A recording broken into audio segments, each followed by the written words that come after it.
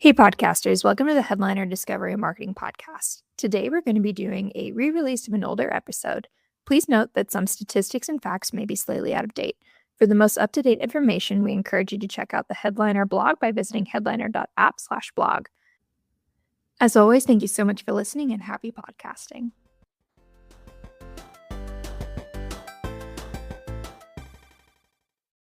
Hey, everyone, and welcome to the Headliner Podcast. We're your hosts, Nicholas and Alyssa, and we're here to keep you in the loop on all of the things you can do to promote your podcast. So, Alyssa, what are we talking about today? So, I don't know if you heard the news, but Taylor Swift was finally on a podcast.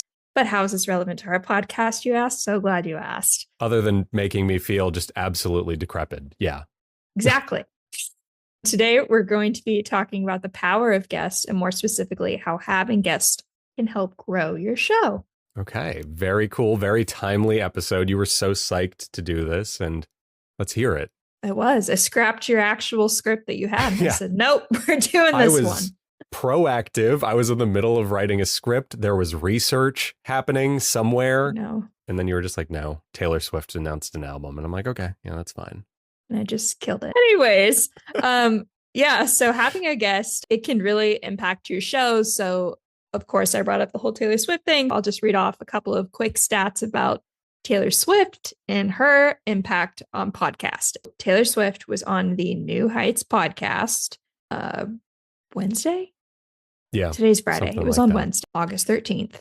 She just really announced like 2 days before that she was actually going on herself, and then New Heights and social media was like, hey, Taylor Swift's going to be on a podcast. And then she was on a podcast. And that's the stage. And that was that. And it stopped the internet, legitimately stopped the internet for a day. It did. Still going 2 days later. Okay. So now that we have that out of the way, let's talk about the guests and the effects of it and all the good stuff. Yeah. So we'll start out like more like the impact that celebrities have. Just, obviously they kind of make the headlines a little bit more. Mm-hmm. But so typically like the New Heights podcast, like it has obviously a pretty decent followership. It has two celebrities, the Kelsey brothers, that are heading it up. So it's pretty easy for them to reach a larger audience. But right off the bat, just having the guest Taylor Swift increase their viewership by over like 600%, specifically in the female demographic.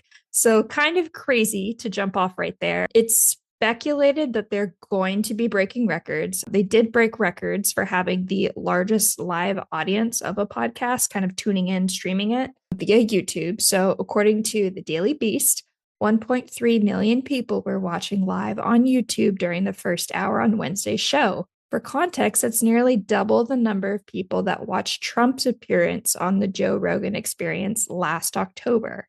Wow. Yeah. So the Rogan-Trump thing, it had about 800,000 people, which obviously massive number. But yeah, the New Heights podcast with Taylor Swift just absolutely crushed that. Literally, it's a no contest. Yeah. And then again, kind of continuing that same story. At the time of us recording this, the New Heights episode has nearly 9.5 million views. And that was actually me pulling those stats like last night. So it's up, I think, to like closer to 11 million right now. But I don't want to confirm that. And then additionally, kind of thinking about retention, subscriptions were up 90K within 14 hours of them announcing the actual Taylor Swift appearing on the New Heights show. Mm-hmm. And I mean, to put that into perspective, yes, they're celebrities, but even for like a massive celebrity podcast, those are like unfathomable numbers, right? That's insane. Yeah, I mean, it really is insane, kind of the precedence that that's set, just having somebody of her caliber on a podcast. Yeah, exactly. So on that note, Alyssa, why don't you tell me why it matters and what the average podcaster can get from, having guests on their show? Obviously, I don't think like the Cozy Reading Nook podcast is going to have Taylor Swift on. I don't want to say that. Sorry, Cozy Reading Nook podcast, if you're out there. I am so sorry, but, maybe you will. But like, tell me a bit about this, the guests. Of course. So, I mean, guest, yeah. And obviously, like, we're not saying that every podcast is going to have these types of numbers. We would love if that happened. Podcasting would love if that happened. Hey, maybe Taylor Swift is going to pivot. Maybe she's going to be like, I've recorded music. My passion is appearing on podcasts now. She could. Just by having a guest on your show, you're kind of automatically opening your audience up to their audience. So your guests typically come on your show because they have some type of expertise or some type of value that they provide your show. But with that, they have an additional audience and network that you can tap into. So just by having it, you have a great reach opportunity to, especially if they start promoting the show ahead of time or after recording, what have you, having a direct pipeline to new ears that don't necessarily listen to your show, and there might be overlap. That would be awesome if there was.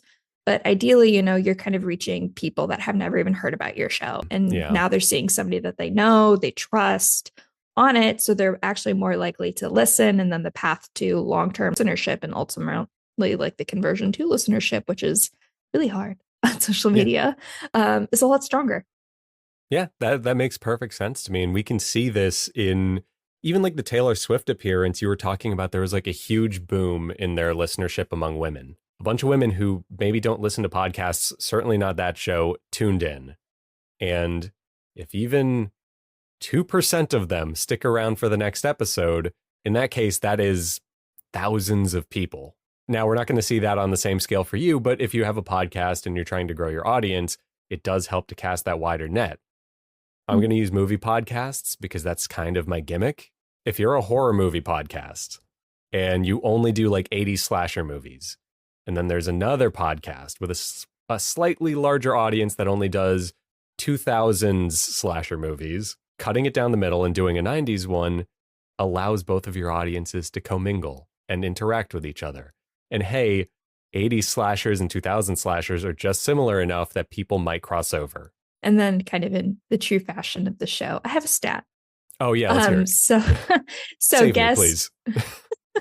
So I'm sorry. I know we could talk about slasher movies for a long period of time, but I'm trying to save the rants. But anyways, so not only can guests kind of improve your reach and just, open you up to those audiences, but they can actually boost your credibility and authority. So according to an article by The Medium, so there's this kind of thing, it's called trust transfer, but 64% of listeners consider hosts more trustworthy than other influencers if they feature guests that lend to your credibility by association. So what this is saying is having somebody kind of within the area of expertise that somebody knows, somebody trusts, they'll actually be more likely to listen and trust your show by 64% just by having somebody else on. Okay, interesting. Very similar to just word of mouth sort of stuff. No one wants to be sold anything, but if you're told it's good or you're shown it's good, even better, you're going to give it a shot. Interesting. Exactly. And, I mean, there's the whole idea of kind of the influencer economy today. If you have that relationship with somebody or you're like, oh, I love their content, you're a lot more likely to buy from them. And that's kind of why there's this whole idea of influencers now. So transferring that into the world of podcasting, having people of some type of expertise or that have some type of relationship, you're going to get, those people that follow them to then in turn trust you a little bit more. Sure. Makes perfect sense. It does remind me also of like the early YouTube days, pre-influencer culture, where you'd have people just do like straight up collabs where it's like, hey, I'm going to hang out with this other YouTuber and we're going to vlog for the day. And we get that cross-pollination of audiences. But if you guys are talking about something related to what your channel was about, you do have that kind of reinforcement of, hey, this other person that I respect likes this person. Let me go and see what they're about. And I mean, even just kind of going into that a little bit more, like today, if you were to just Google how do I grow my podcast? Yeah. A lot of the articles that are written by a lot of really important people in podcasting or people that have done a lot of research in podcasting, they're going to say collaborate with other people. So guest, co-host, that kind of stuff, just having people on is a proven way to grow your show. But kind of outside of that, having guests kind of gives you more opportunities for stickiness in evergreen content. Your guest is going to have some type of expertise in there.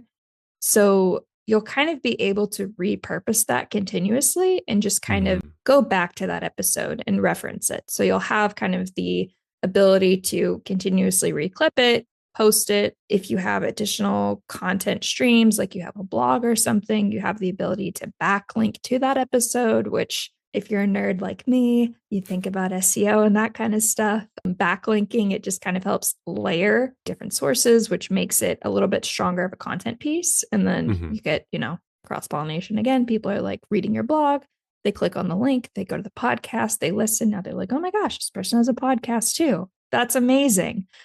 So you just kind of have like those opportunities in which that just the gift that keeps on giving. Yeah, totally. And, correct me if I'm wrong, but there's probably a tool or two somewhere, cough, cough, that helps you repurpose some of that content you can use for backlinking and all that stuff. Maybe? Am I wrong in saying that, perhaps? Oh, you're not wrong at all. Cool. It feels good to be So right. It's a new feeling. I wanna chase that feeling. well, I'll go ahead and plug it now. But so Headliner, we do have a tool. It's called Eddy. It is a transcript based editor, but within that, you have this thing called the podcast promo pack. It comes with every project that you do. But Eddy pulls not only show notes, keywords, all that wonderful things. It also pulls out like kind of references for you. So if you say, I don't know, what's a slashers movie, Nicholas? Can you think of one? Halloween, the classic one. So if you're talking about Halloween and you say it, once or twice, Eddy's going to pick up on that. It's going to say, oh, okay, let me just Google that real quick. And it'll basically just pull out like a link for it. So you'll have that reference as well. So that's the layman's way of saying that's how it works. It gives you a really nice reference page that you can just kind of copy and paste into your show notes. If Eddy doesn't do it for you, if that's something that you typically do with your podcast, you have all the links and everything, it'll go ahead and add them in there into your show notes, but separately you'll have that reference page. Yeah, exactly. Okay, so we've talked about the benefits of guesting. We've talked about how guesting is cool. How does one find a guest? Do I just like stand on the side of a highway with a sign that says, do you have a podcast? Call 555-5555, if so. I mean, you could, Okay, and cool. I would say I'm like 20 seconds from doing it. I would say it probably depends on the type of show. So if you have a really like random show, sure, that could probably work for you. But typically, what people are going to do is they're going to actually look in their own network or just start to kind of look around like LinkedIn and see, hey, what kind of profiles match my profile? What voices am I interested in? That kind of thing. So you can start to use your own network and see, like, oh, is there somebody that has an area of expertise? Like, so for example, I'll use the Headliner podcast. So we have had Podbean on the show before. So we've talked about monetization. That's not necessarily something I'm super well versed in. And at the time of that recording, I was the host. I did not have Nicholas to lean on and source and help me. It was a sad time. No, it's fine. Like, for what it's worth, I also derail the show quite often. So We both it's give and do. take. Okay. Yeah. Anyway, so reached out to Podbean. They came on the show and they talked about monetization opportunities. And especially for somebody like me, that's not my area of wheelhouse. So I could just ask them questions and they could tell us about it. And it was a really great opportunity for the show. And we just we still use that show today, just like for random clips or linking out in our blogs. We try and talk the talk and walk the walk. Yeah. So that's a really easy way. Like we just looked in our actual network and said, hey, what are tools that kind of align with stuff that we do? It's also worth mentioning for those of you who might not have like a proper network of other podcasters per se. Even let's say you're a law firm, right? And you talk about the law and the various ideas and ideologies of the law. Even just clients, if you know other lawyers, having them on the show just to help reinforce your authority.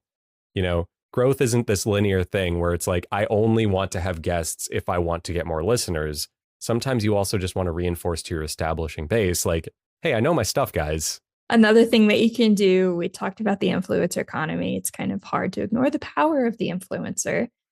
But that's not saying you have to go out and get the crazy, like expensive influencers or the amazing celebrities like Taylor Swift. There are these micro influencers and they basically start at people that have an audience of at least 1,000 people. 1,000, that's a pretty big number. but they actually have stronger engagement typically than Hmm. like these larger celebrities do. So influencers with under 100,000 followers see the highest engagement rates of about 4% versus the less than 2% that the people over that threshold typically see. So they have double the engagement rate, which is obviously super important for somebody that's trying to get somebody to watch content or click on content to go listen to a full episode of a podcast.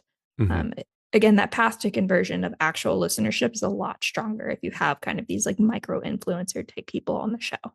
Yeah, and it makes sense when you say it like that, because when you're a smaller influencer, you're more likely to like comments, you're more likely to reply to comments. You kind of do create your own little community with people. And I say this as a person that's like made stuff on and off for most of his life. Like, you remember the person who comments and you eventually start to reinforce that and reply to that. So when you appear on a podcast at some point, that person will likely go check it out. You don't always have to like pay an influencer, right? You having a podcast, that's a platform that a lot of people want to take advantage of. So just offering that up is pretty exciting to a lot of these like micro influencer type people. But yes, actual platforms that you can use related to podcast guest matching. Podmatch, great tool. We've worked with Podmatch in the past, just kind of talking about how can't you find guests. Alex and his wife, they headed up, really awesome people, but they do have a super large network of people in podcasting that are actively looking for guests. There's a lot of swapping opportunities, that type of thing. Podchaser Connect and Matchmaker FM, you can kind of filter out guests by topic, industry, and availability. So again, another really easy way for you to kind of source people of some type of expertise that have maybe a background in podcasting as well. And you know what? You can also use your own show if you're looking for guests. I mean, you could literally always just be like, I have a contact email. If you're, again, going back to the lawyer thing, if you're a person that wrote a book recently about the law and you want to promote it and talk about, just like talk shop, contact this email and let's see if we're a fit. You can literally do that. I prefer my roadside sign idea more, but that's just me. I mean, it's great, just Yeah. be prepared for the crazies. That's all. I welcome it. Let's do it. 555. Call the number if you want me on your podcast. Anyway, once you have the guest and once you understand the values of the guest, are there some best practices we can impart on our amazing listenership on, what you can do to get the most out of their appearance? Of course. So glad that you asked. It asked me to. The notes said I have to ask right now. Yeah. So I was going to say there's a script. So thank you for following it. You're welcome. Yeah. So you have before the episode, obviously do your research on the guest. Make sure that you have some questions that they can answer and answer well. Some people do send the questions ahead of time to their guests. I've definitely been on podcasts and I've appreciated it. Just making sure like, hey, we're talking about like AI, we're going to be talking about this type of. So it does kind of help a little bit, but that's more of a personal preference thing. Mm-hmm. Again, before the episode, and this kind of more before the release, not necessarily before the episode, because sometimes you record these things like months in advance. Just kind of curate some hype around the episode. So you're welcoming the guest, you're saying, hey, like on date, this podcast episode will be dropping featuring Nicholas. And Nicholas's audience and network is going to be like, oh my gosh, I love Nicholas. I'm definitely going to want to tune into that episode. For sure. All three of them. But kind of in that same vein, you have that kind of before you release the episode, and then after you release the episode, do a couple posts about it. You can use tools like Headliner to grab clips or create audiograms to just kind of continuously promote that episode and give it a little bit longer of a lifespan outside of the initial release. Okay, cool. And one thing I want to mention as far as like, posting clips and what have you, staying in touch with the people you've guested with is a huge thing, because let's say, Alyssa, you're on my podcast and you're talking about your book and all that cool stuff. It would be a really good time to maybe repost a clip of you talking about your book right after the book hits some sales milestone or gets nominated for an award. Hey, maybe even wins, because Alyssa's a heck of a writer. The Headliner blog, it just pops off. It leaps off the page. Quite literally, I have a pop-up book printout of the Headliner podcast. It's quite the read.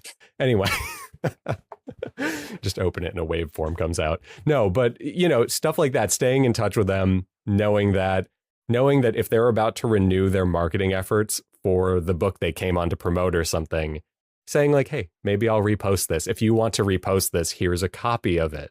Yeah, definitely encouraging your guests to repost at any time is great because you're reaching your network and your audience with clips that you post. But if they post clips or just say, hey, I'm going to be on the Headliner podcast on August 20th, 15th. when we actually release this, say, like, hey, I'm going to be on Right. the Headliner podcast. Now they're reaching their network of people. Mm-hmm. For It's sure. great. It's awesome. It's a great thing. It's the classic, I don't know, you're going to know the saying better than I do, but it's the classic marketing thing of repetition is key. People need to hear things 3 times, whatever the, old saying is. I don't know the actual saying, but yeah. But you know the sentiment, I'm sure. No, I was going to say you just don't shut up. You just keep going. Yeah. Somebody will listen. Be the Somebody head-on wasn't commercial. online that day, Yeah. but they're There you go. online in 3 days. It's pretty self-explanatory, but these are good reminders, so very cool. On that note, Alyssa, anything else we should know about guests? Just try having a guest if you haven't. I would encourage you to try it. Just see. I'm not saying that it will, 100%, help you get 9 million views on your podcast. I'm but it saying might that. help I'm you. promising that. And if you have a problem with that, you could take it up with me. Call 55555. Yeah.